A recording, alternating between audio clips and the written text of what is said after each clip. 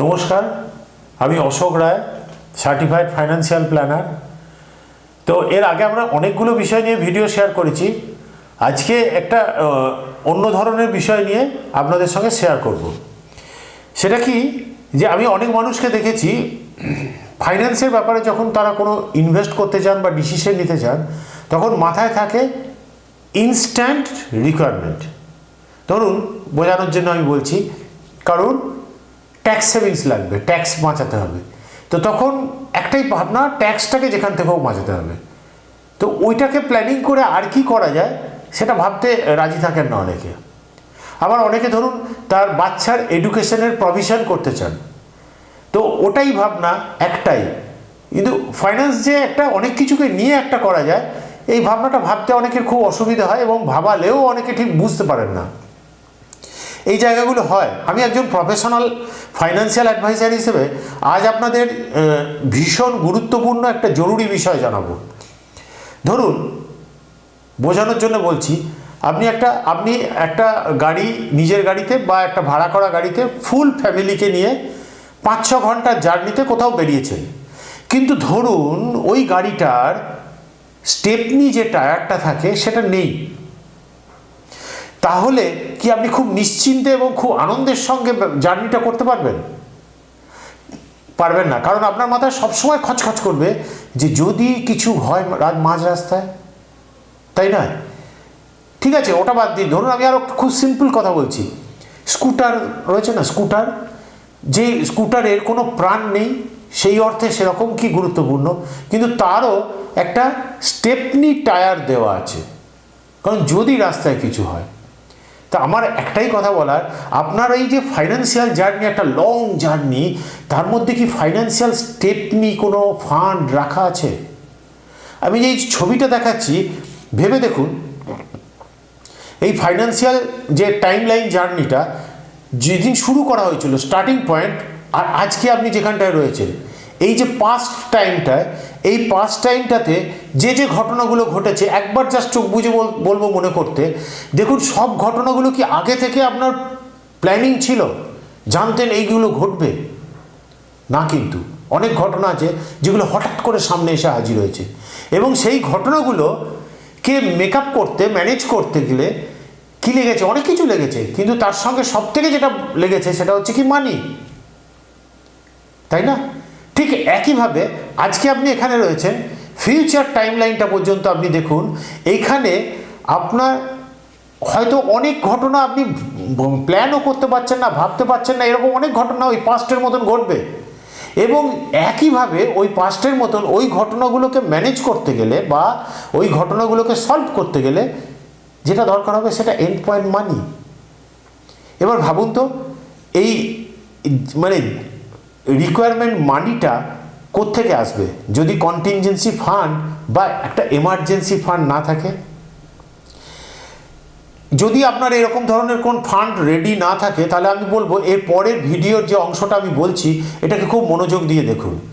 এই জায়গায় এসে আমি জানি অনেকে ভাবছেন যে আমার ব্যাংক সেভিংস অ্যাকাউন্ট আছে, আমি ওটাকে এমার্জেন্সি ফান্ড হিসেবে ইউজ করি। খুব ভালো কথা, করতেই পারেন, কোনো অসুবিধে নেই, কিন্তু কিছু মনে করবেন না, এটা আমার ধারণা। আমি বলছি ব্যাংক সেভিংস অ্যাকাউন্ট আমার কাছে ব্যাংক ওটা একটা এক্সপেন্ডিচার অ্যাকাউন্ট। কেন বললাম জাস্ট সেটা বলছি। ধরুন আপনার ব্যাংকে সেভিংস অ্যাকাউন্টে আপনি টাকা রেখে দেন। কজন বলতে পারবেন বুকে হাত দিয়ে যে আজকের এই যে মার্কেট ইকোনমির মারাত্মক চাহিদার যুগে, যেখানে সবসময় টাকা হাতছানি ঘুরছে, খরচের হাতছানি, সেখানে ব্যাংকের সেভিংস অ্যাকাউন্টে বেশ ভালো রকম টাকা থাকা সত্ত্বেও আপনি ওই এক্সপেন্ডিচারকে ইগনোর করতে পারবেন? আরও প্র্যাকটিক্যালভাবে বলছি, ধরুন আপনি ব্যাংক সেভিংস অ্যাকাউন্টে টাকা রেখেছেন এবং এটিএম থেকে টাকা তোলা ব্যবস্থা করেন। এটিএম থেকে কোনো সময় আপনি টাকা তুললেন, এটিএমে আপনার স্লিপ বেরিয়ে এলো বা স্ক্রিনে ভেসে এলো যে আপনার মিনিমাম ব্যালেন্স রয়েছে 2,26,000 টাকা। এবার ধরুন আপনার কদিন ধরে মাথায় ঘুরছে খুব যে একটা বাইক কেনার দরকার, কিনবো, এবং একটা বাইক দেখে হচ্ছে মাথার মধ্যে ঘুরছে। আপনি কি ওই বাইক কেনাটাকে ডিলে করতে পারবেন ওই টাকাটা ওখানে ব্যালেন্স দেখার পর? বা মোবাইল কেনা বা এনিথিং এলস, একবার ভেবে দেখবেন। এই জন্যে এরকম হাজারো অনেক ঘটনা ঘটে যখন ব্যাংক সেভিংস অ্যাকাউন্টে টাকা রেখে পেশেন্স, ডিসিপ্লিন সেগুলোকে সব নাড়িয়ে দেয়। এমার্জেন্সি বা কন্টিনজেন্সি ফান্ড সর্বদা চোখের আড়ালে থাকা উচিত, অথচ ইজি লিকুইডিটি কিন্তু তার থাকতে হবে। এমার্জেন্সি বা কন্টিনজেন্সি ফান্ড হিসেবে মিউচুয়াল ফান্ডের লিকুইড ফান্ডকে ইউজ করে দেখতে পারেন। সব দিক থেকে ভীষণ ভালো। ব্যাংক সেভিংস অ্যাকাউন্টের থেকে ইন্টারেস্ট বা রিটার্ন আপনি যাই বলুন সেটা অনেকটা বেশি। যখন খুশি যতবার খুশি টাকা তুলতে জমা দিতে পারবেন। ব্যাংক সেভিংস অ্যাকাউন্টের মতনই সেফ, শেয়ার মার্কেটের সঙ্গে যুক্ত নয়, কোনো ইকুইটি মার্কেটের সঙ্গে যুক্ত নয়, ভোলাটিলিটি ওইভাবে নেই, খুব উপযোগী ফান্ড। যদি এগুলো শুনে আপনার ভরসা না থাকে, আমি আপনাকে একটা সাজেশন দিচ্ছি, আপনি 5-10 হাজার টাকার একটা ওই অ্যাকাউন্ট খুলে নিন লিকুইড ফান্ডে, খুলে নিয়ে বার কত ট্রানজ্যাকশন করুন, তোলা জমা দেওয়া ইত্যাদি করে একটু দেখে নিন। যদি ভরসা হয়, যদি পছন্দ হয় এগোবেন, যদি না পছন্দ হয় সবটাই তুলে নেবেন। এবার তাহলে অনেকের মনে প্রশ্ন জাগে যে আচ্ছা বুঝলাম এমার্জেন্সি ফান্ড, কিন্তু এমার্জেন্সি ফান্ড আমাকে কত টাকা রাখতে হবে? খুব ভালো কথা। অ্যাকচুয়ালি এটা ডিপেন্ড করে একজনের income, expenditure pattern, family size, job nature, আরও অনেক অনেক কিছুর ওপর। ধরুন একজনের বাড়িতে বৃদ্ধ বাবা মা আছেন, তো অবশ্যই তার এমার্জেন্সি ফান্ড একটু বেশি লাগবে। আবার ধরুন কোনো একজন বিজনেসম্যান, আমি বলবো যে বিজনেসম্যানদের এমার্জেন্সি ফান্ডে বেশ ভালো টাকা রাখা উচিত, না হলে এমার্জেন্সি সিচুয়েশনকে ম্যানেজ করতে গেলে বিজনেসটাই চাপে পড়ে যেতে পারে। সাধারণভাবে মোটামুটিভাবে বলা যায় একটা থাম রুলে 6 মাসের ইনকাম বা 6 মাসের এক্সপেন্ডিচারকে আপনি এমার্জেন্সি ফান্ড হিসেবে টার্গেট করে রাখতে পারেন। একবারে যদি না হয় আস্তে আস্তে টার্গেটটা এদিকে এগোতে হবে। যারা বিভিন্ন প্রাইভেট সংস্থায় জব করেন, আজকের এই জব ইনসিকিউরিটির যুগে আমি মনে করি তাদের এমার্জেন্সি ফান্ড বা কন্টিনজেন্সি ফান্ড অবশ্যই থাকা প্রয়োজন। এই ধরুন কোনো কারণে জব চেঞ্জ করতে হলো, বা জব অ্যাডজাস্টমেন্টের প্রবলেম হচ্ছে, বা কোম্পানি হয়তো ধরুন আপনাকে নিয়ে অন্য কিছু ভাবছে, তখন যে কমাস জব থাকবে না সেই কমাস চলবে কিভাবে? সাফিসিয়েন্ট এমার্জেন্সি ফান্ড যদি থাকে সেটা থেকে চলতে পারে। ওগুলো ছাড়ুন, আর একটা জিনিস বলি, সাফিসিয়েন্ট এমার্জেন্সি ফান্ড থাকা অবস্থায় জব সার্চ করা, জব খোঁজা, আর এমার্জেন্সি ফান্ডটা না থাকা অবস্থায় জব খোঁজা, দুটোর মধ্যে অ্যাটিটিউডের ডিফারেন্স হয় কি না? একটা প্র্যাকটিক্যাল কেস স্টাডি বলছি। 2007 সালের ঘটনা। এক ভদ্রলোকের কথা বলছি, উনি তখন একটা ফরচুন 500 কোম্পানির ডিরেক্টর পদে আছেন এবং ইনভেস্টমেন্ট বেশ ভালোই চলতো। আমি অনেকভাবে সেই সময় ওনাকে বোঝানোর চেষ্টা করেছিলাম ইম্পর্টেন্স অফ কন্টিনজেন্সি বা এমার্জেন্সি ফান্ডে, কিন্তু বুঝতে চাননি। ওনার মাথায় তখন রিটার্নের ভূত চেপেছিল। তো উনি আমায় বলেছিলেন যে ওনার যা সোর্স আছে তাতে উনি যে কোনো দিন যে কোনো সময়তে 10-15 লাখ টাকা নাকি অ্যারেঞ্জ করে দিতে পারবেন। আমি যেটা বলতে পারিনি ওনাকে সামনে, সেটা হচ্ছে ওনার ওই লুক্রেটিভ জবটা যদি ওনার কাছে না থাকে, তাহলে ওই সোর্সগুলো যেগুলো আছে বলে উনি বলছেন সেগুলো কিন্তু সেরকম কাজ করবে না। এবং ঠিক সেরকম সিচুয়েশন এলো কখন? 2009 সালে। ওই ভদ্রলোকের স্পাইনাল কর্ডে একটা ইনফেকশন, কি ভাইরাল কি ইনফেকশন হলো একটা, যাই হোক রোগটার নাম আমার মনে নেই। ইন্ডিয়াতে 6-7 মাস ধরে জবলেস অবস্থায় চিকিৎসা চললো, কিচ্ছু হয়নি। তারপর ওই ডক্টরদের রেকমেন্ডেশন অনুসারে ওনাকে ইউএসএ নিয়ে যাওয়ার ব্যবস্থা করতে হলো, এবং তখন ইনভেস্টমেন্ট সব ভ্যানিশ, এবং ওনার মিসেসের যে অর্নামেন্ট সেগুলোতে তারপর হাত পড়েছে। যাই হোক সেগুলো বিভিন্ন জায়গায় ধার কর্য ইত্যাদি করে চিকিৎসা করা হলো এবং সুস্থ। এখন উনি সুস্থ, বেশ ভালো আছেন। এমার্জেন্সি ফান্ড কিন্তু এখন ওনার টার্গেটের থেকে বেশি আছে।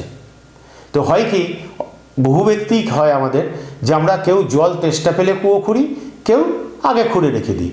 তো যদি তেষ্টা পেলে যাতে না কুয়ো খুঁড়তে হয়, তার জন্যই কিন্তু এই ভিডিওটা আপনাদের সঙ্গে শেয়ার করা। এগুলো ছাড়াও অনেকে বড় ওয়েলথ ক্রিয়েশন করতে চান, তার জন্যই ইনভেস্ট করেন, তার জন্য কিন্তু এমার্জেন্সি ফান্ড বিশেষ প্রয়োজন। আমি একটা প্র্যাকটিক্যাল কেস স্টাডি তুলে ধরছি।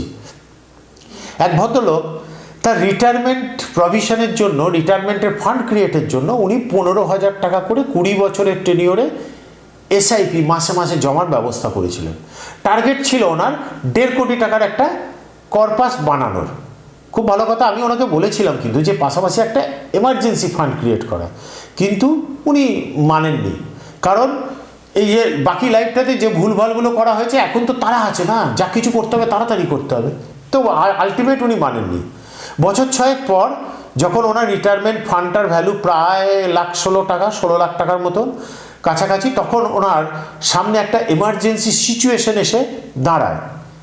সিচুয়েশনটার কথা আর বলছি না, কারণ যার কথা বলছি তিনি হয়তো এই ভিডিওটা দেখছেন। তো তাকে ওই ফান্ডটা থেকে 5.5 লাখ টাকা তুলতে হয়। কিছু করার নেই, কম্পাউন্ড এফেক্ট যেটা হয় সেটা ব্রেক হলো। এখন হিসেব করে দেখা যাচ্ছে কি যে ওনার রিটায়ারমেন্ট কর্পাসটা যে 15,000 টাকার এসআইপিটা ওটা তো চলছে, রিটায়ারমেন্ট কর্পাসটা দাঁড়াবে 1 কোটি টাকার আশেপাশে, 1.5 কোটি টাকা কিন্তু নয়। দেখুন ভালো করে ভেবে, উনি তুলেছিলেন 5.5 লাখ টাকা, কিন্তু কম্পাউন্ডেড এফেক্টটা ব্রেক হওয়ার জন্যে কমে গেল 0.5 কোটি টাকার মতন, ওয়েলথ ভ্যানিশ হয়ে গেল অ্যাকচুয়ালি। তো যদি ওনার ওই রিটায়ারমেন্ট ফান্ডটার সঙ্গে সঙ্গে ওই 15,000 থেকে যদি 3,000 টাকা কি 2,000 টাকা কম করেও এসআইপি একটা করা থাকতো এমার্জেন্সি ফান্ডের জন্য, তাহলে এই লসটা ওনাকে দেখতে হতো না। অনেকে আবার এমার্জেন্সি ফান্ড মানে আমার নিজের দেখা অভিজ্ঞতা ক্রিয়েট করেন, তারপর অনেক বছর চালানোর পর যখন দেখেন যে ও তো কিছুই কাজে লাগছে না, তখন ওনার মনে হয় যে টাকাটা একদম বেফালতু পড়ে আছে। অথচ সেই সময়তে কি দেখেন কি জানেন তো, যে ওনার ইনভেস্টমেন্ট ফান্ডগুলোর রিটার্ন, কোনোটার রিটার্ন 14%, কোনোটার হয়তো 20%। তখন উনি অধৈর্য হয়ে পড়ে যে এই ফান্ডটাকেও ইনভেস্টমেন্ট ফান্ডে ঢুকিয়ে দেন, তারপরে গিয়ে গড্ডায় পড়েন পরে গিয়ে। দেখুন এই কারণে আমি বারবার বোঝানোর চেষ্টা করে চলেছি বহু ভিডিওর মাধ্যমে, পার্সোনাল ফাইন্যান্সে প্রোডাক্ট, রিটার্ন এগুলোর ওপর ফোকাস না করে প্ল্যানিং, পেশেন্স, ডিসিপ্লিন এগুলোর ওপর ফোকাস করলে ভালো হয়। দেখুন আপনি ভালো গাড়ি কিনতে পারেন, কিনে আপনার ফ্যামিলিকে নিয়ে জার্নিতে যেতেই পারেন, কোনো অসুবিধে নেই, কিন্তু তার জন্য যেমন স্টেপনিটা দরকার, তেমনি একটা লং লাইফ ফাইন্যান্সিয়াল জার্নির জন্যে Stepney fund, that is contingency বা এমার্জেন্সি ফান্ড থাকাটা কিন্তু অবশ্যই দরকার, এবং এটা প্রত্যেকের জন্য দরকার। ধৈর্য ধরে এই ভিডিওটা এতক্ষণ শোনার জন্য আপনাদের ধন্যবাদ। আপনারা এই ভিডিওটা দেখে যদি মনে করেন খুব ভালো লেগেছে, তাহলে ভিডিওটা কমেন্ট করুন।